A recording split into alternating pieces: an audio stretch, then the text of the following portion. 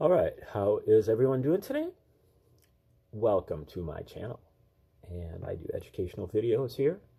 Try to turn you on to great theories of everything, important theories of everything, things that you can, base your whole life on. Cosmologies, cosmogonies, grand unified theories, magnum opuses and tour de forces,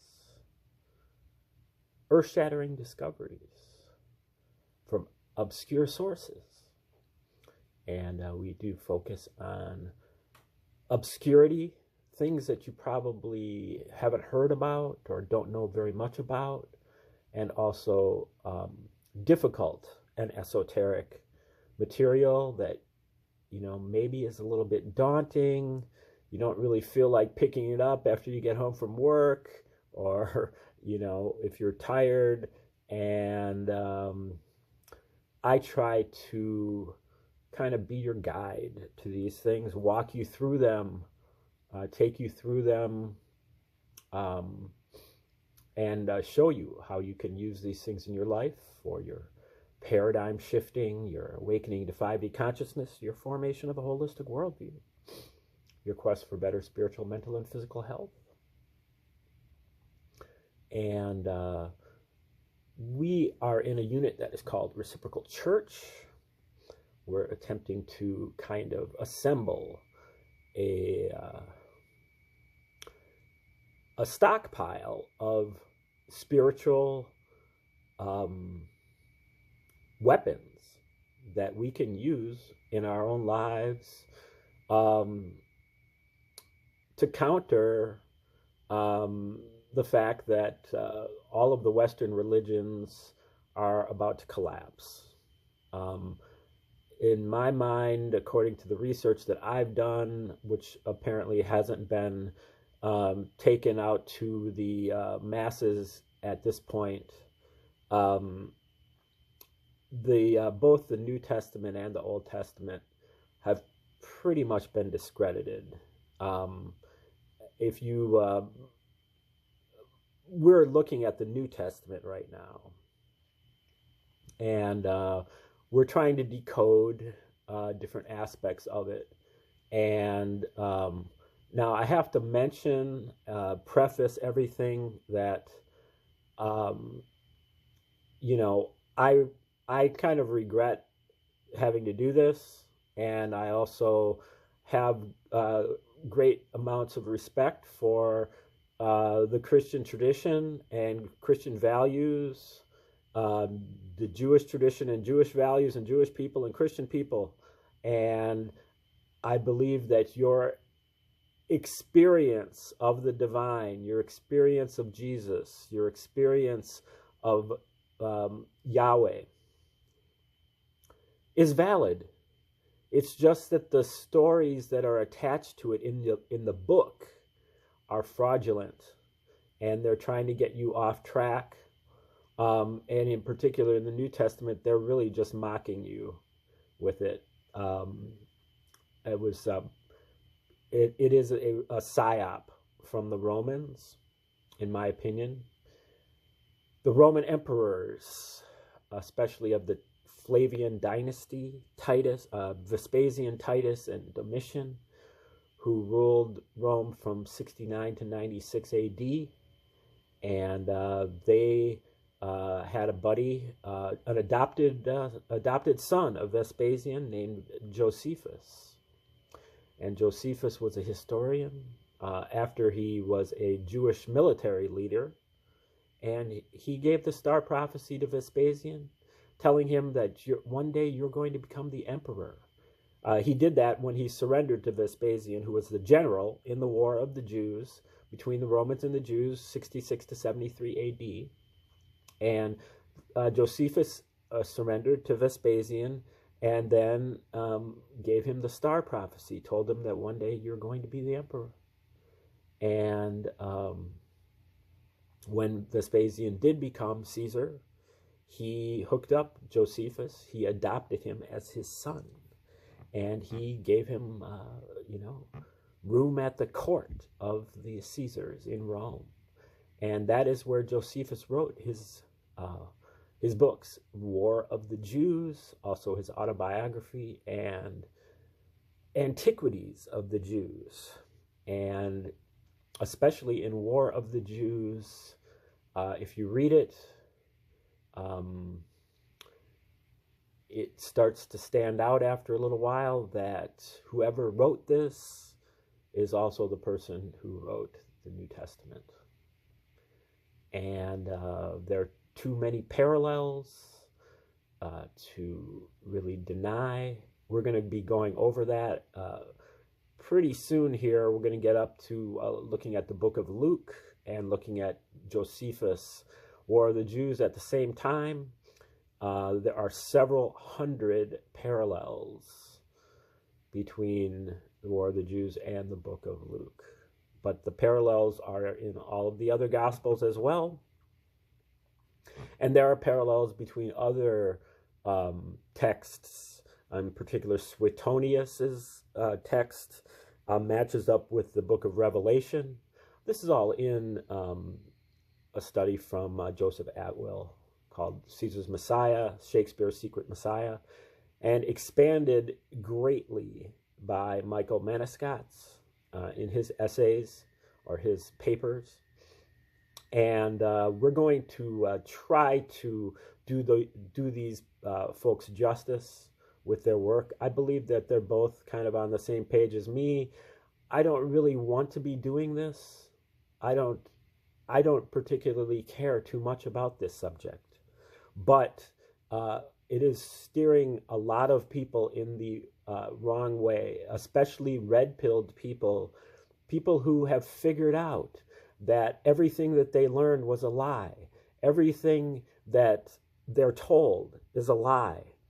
But somehow that lie stops, like 60 years ago with the Kennedy assassination, or even 20 years ago with the 9/11 attacks, or at most 250 years ago with the formation of the Illuminati or whatever. No, it goes back thousands of years. It goes back to day one, Adam and Eve style. That is how long we've been under this. And so you have to apply those same type of red pill standards. You can't believe anything, just because they tell you, just because it's written in a book, no matter how sacred that book is supposed to have been. And so we're going to try to lay that bare. Now, what we've been doing in the first several episodes is that we've been looking at the typology that Atwill talks about, how the book of Josephus is parallels the New Testament, and that the parallel themes come out when you read the books at the same time and intertextually. And he first talks about how it gives you an example of that, where he looks at the first couple chapters of Matthew, and also the last few chapters of Genesis and the beginning of and most of Exodus. And he goes through the story of Moses and how the story of Moses is a type of the story of Jesus is a type of the story of Moses. They both have many of the same experiences. They have Joseph goes to Egypt and then takes Jesus with him, but the other Joseph, the son of Isaac, is imprisoned in Egypt, but then eventually wins the Pharaoh's favor, also through giving him a kind of prophecy, and then becomes the right-hand man of the Pharaoh, and brings his whole crew down there, and they multiply into 600,000 or something, 600,000 men, and then they're roaming around the desert with 600,000 men, maybe 2 million people total, and they're out there for 40 years. That's obviously, at the very least, a massive exaggeration, but he shows how that Jesus' life is a type of Moses' life, and that you can kind of glean different things from that. Moses, they both are under this edict of the Pharaoh or the Herod that everybody under the age of 2 is supposed to be executed, and then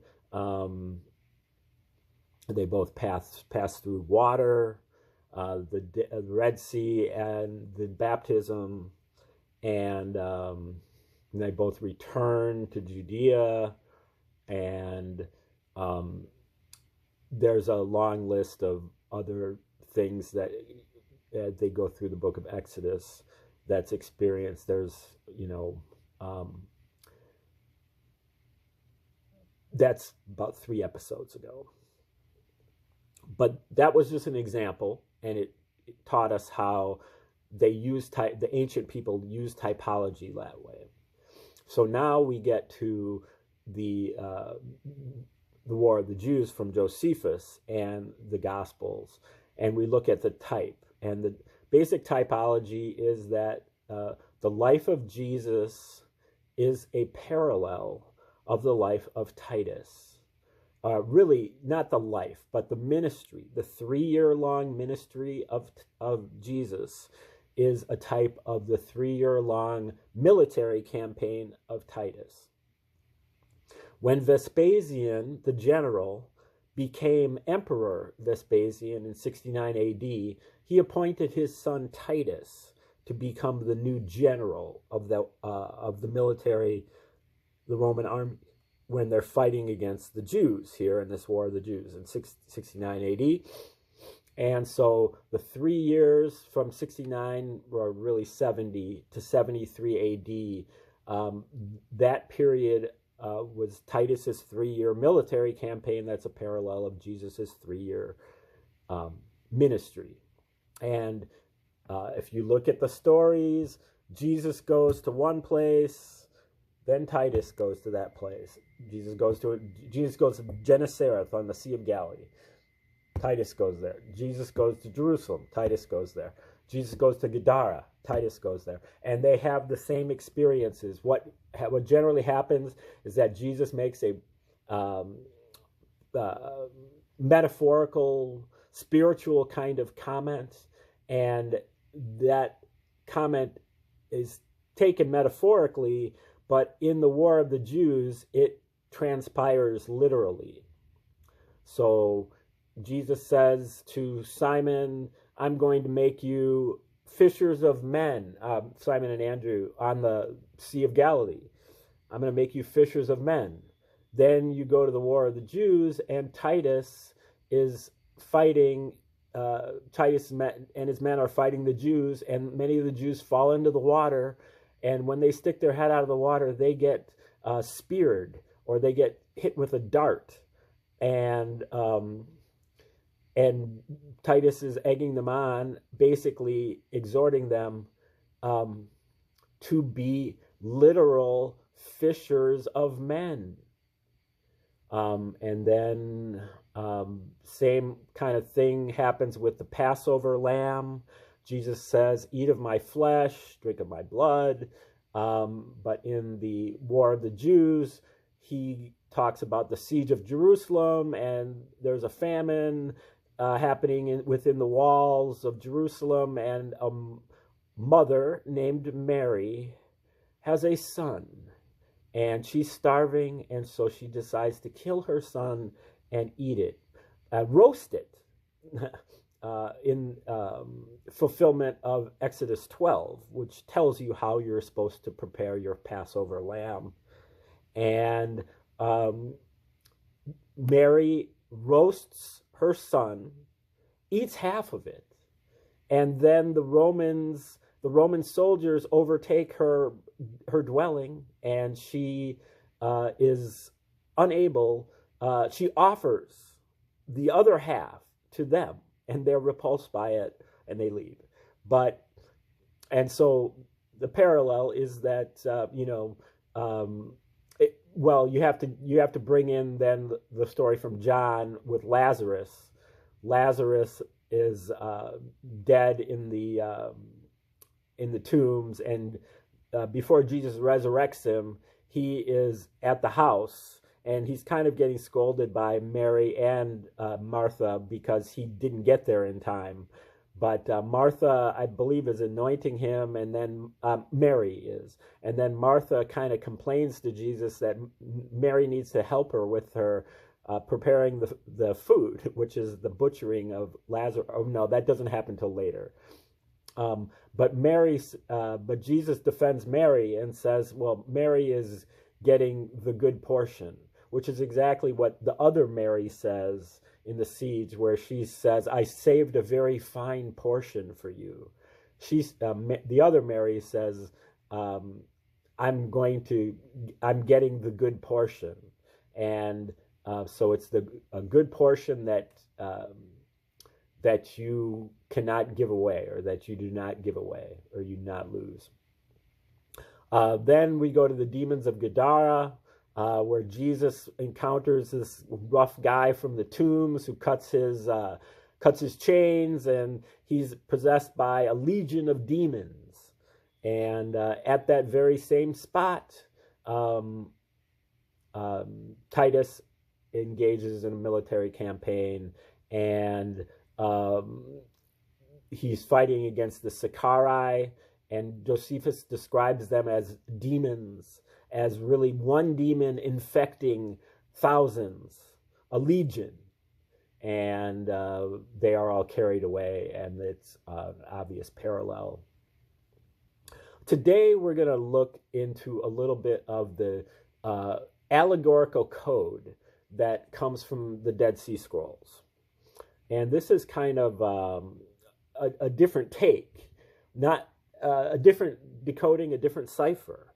But I believe that all of these different ciphers can be used together. It's not that you use one or the other. You try them all.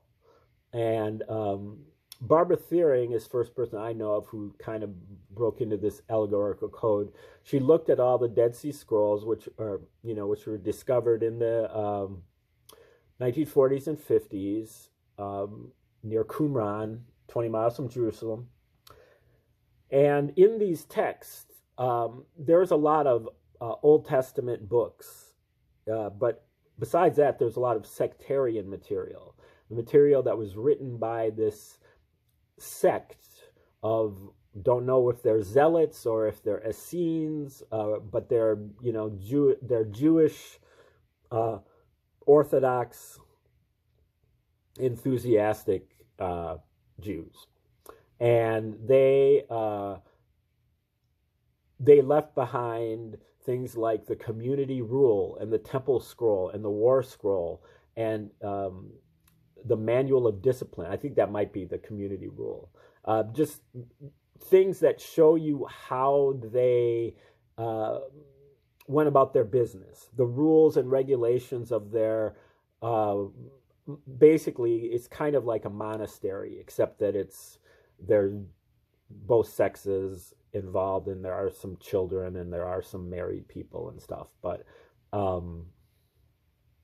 it's basically kind of like a monastery. And when you learn these codes, when you learn this language that they use, it is eerily anticipatory of the Gospels. And so she tries to use this code to understand these things. Okay, so one example is that she talks about the two initiations of the Qumran people. The first initiation is the baptism. And so, this is again pre-Christian, or not Christian anyway, Jewish, but they have a ritual baptism, and that is for people who are not. It's like an initial initiation. You're not part of the group, but you're becoming part of the group. You're not. You haven't spent the time. You haven't done the rituals, but you have expressed interest, and so you are baptized. But then the second step of the initiation for people who are hardcore are the ones who have been there for, I think, 2 or 3 years and have kind of established themselves, is really like the communion. So they set out bread and wine. So bread and wine is the the sacrament for the communion for the second level of the initiation, and the second level was really only for Jews.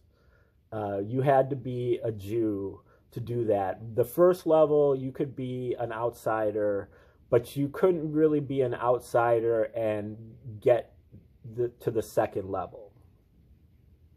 So what she argues that Jesus is, she has a book that's called Jesus the Man. So it's not Jesus the God, it's Jesus the Man, according to her.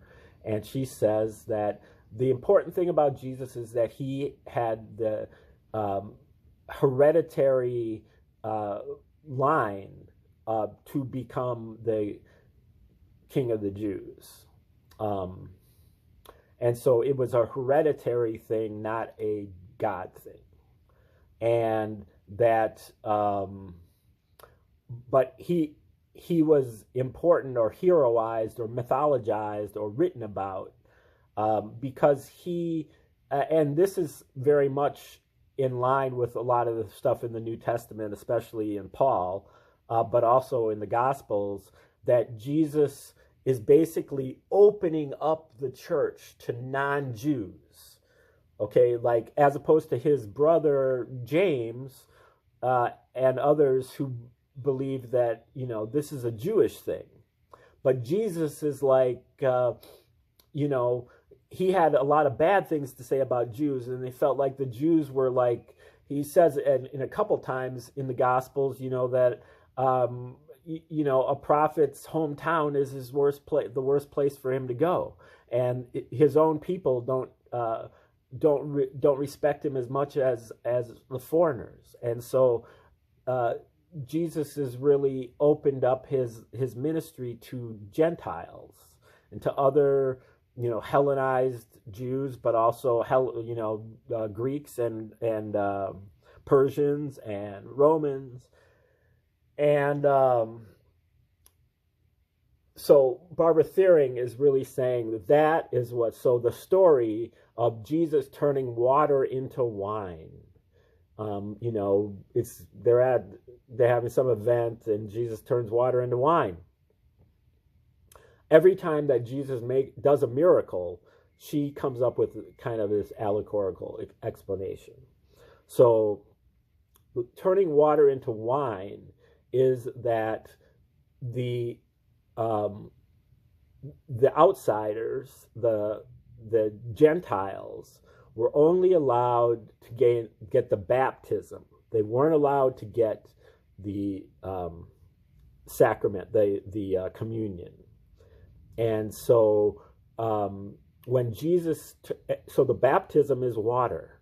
When Jesus turns water into wine, he means that, they mean that he is now opening up the second level of initiation also to Gentiles.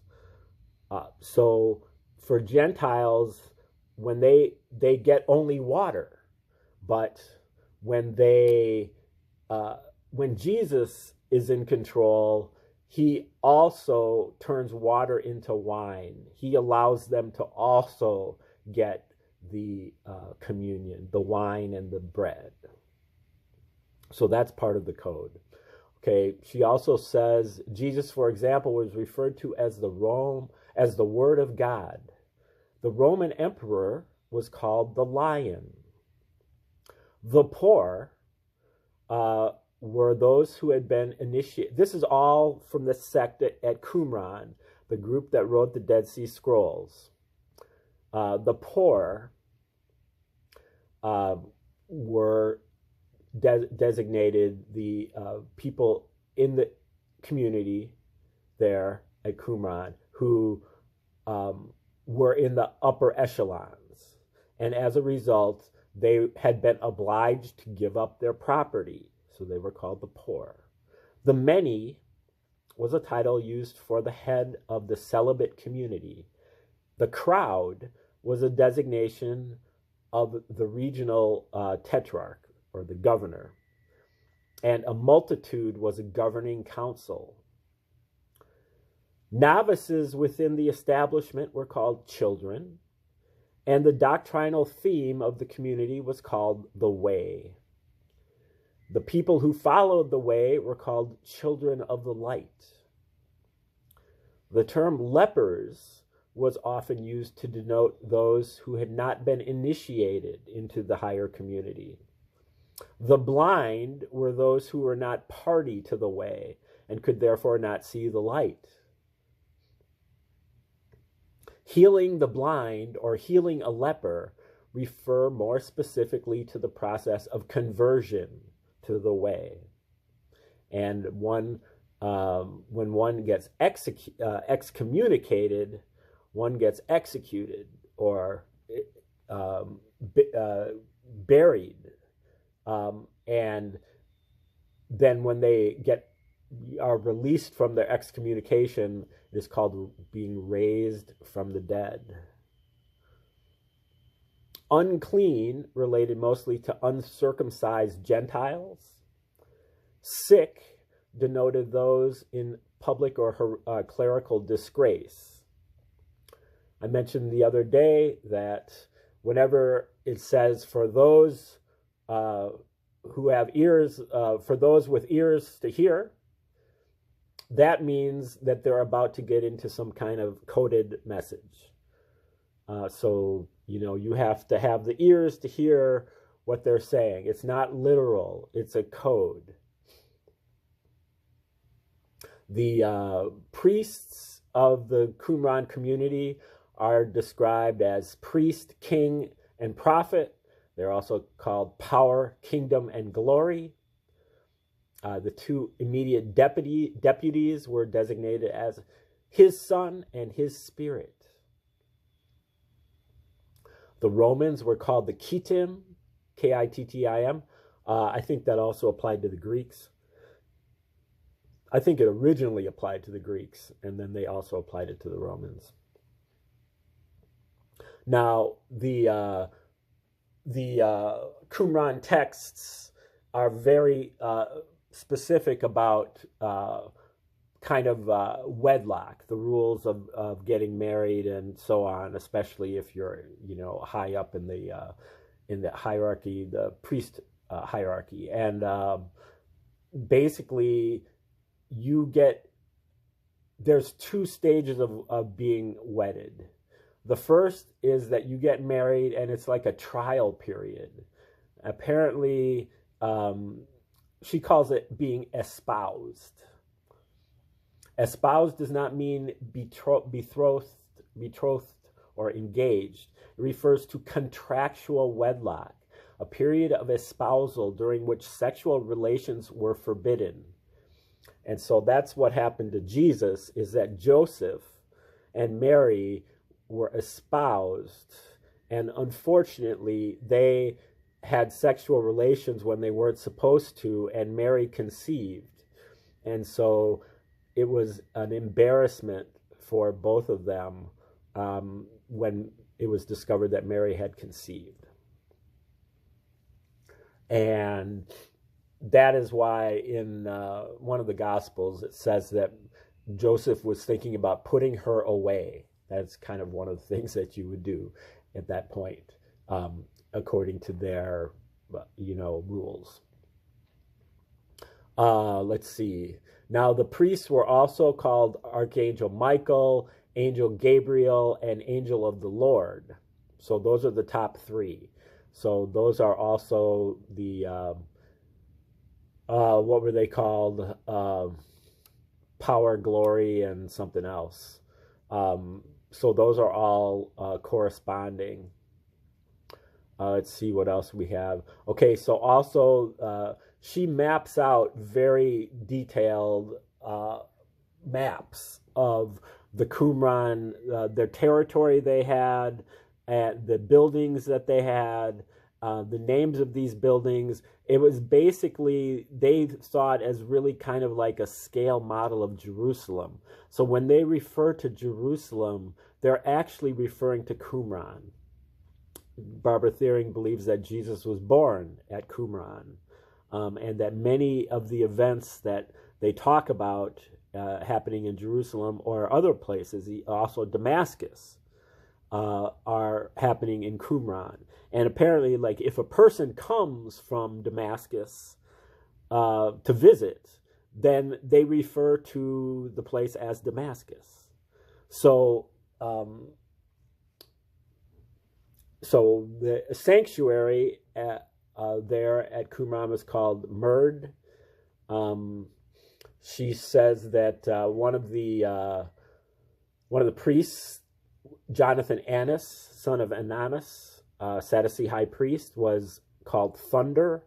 Lightning was Simon Magus, Simon the Canaanite, or Simon Zelotes.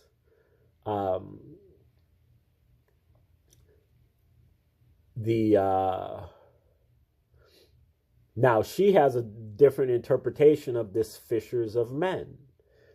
Now both of them could be right.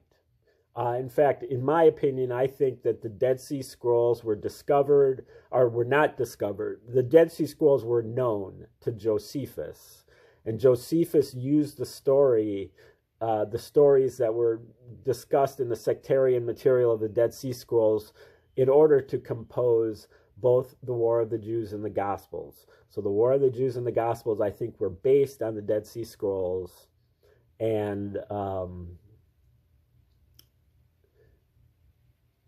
kind of a satire of them. Josephus was pretty anti-Semitic for a Jew. So